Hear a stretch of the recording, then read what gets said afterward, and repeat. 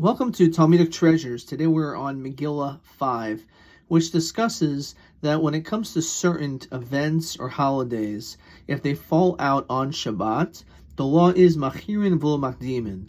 Instead of making those days and celebrating them earlier, for example on a Friday or a Thursday, instead we push them off. We make them on a Sunday.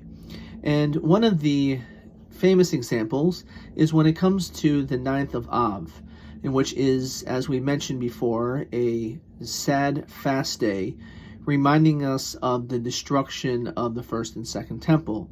So the reason the Talmud tells us that we do not make it earlier is when it comes to perennials, when it comes to calamities and misfortunes, we would rather push those days off. We don't want to make those days come earlier.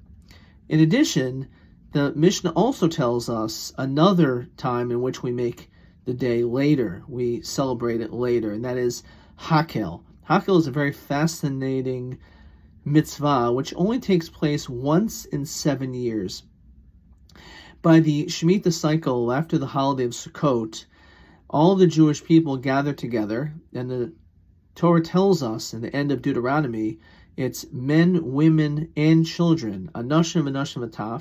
They go to the temple, and there they will hear the king read certain sections from the Torah.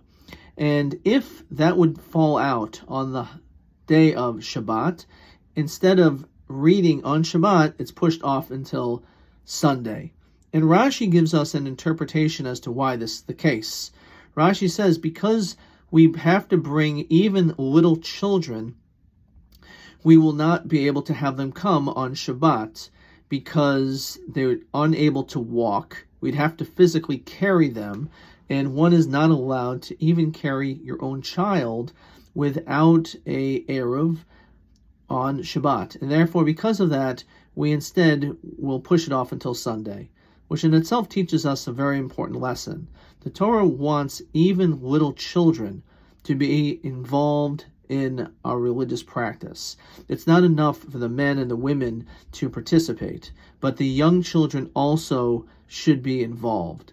And if we have a situation where even our children are not able to participate in something which is extremely important as part of our religion, then we are not able to celebrate it.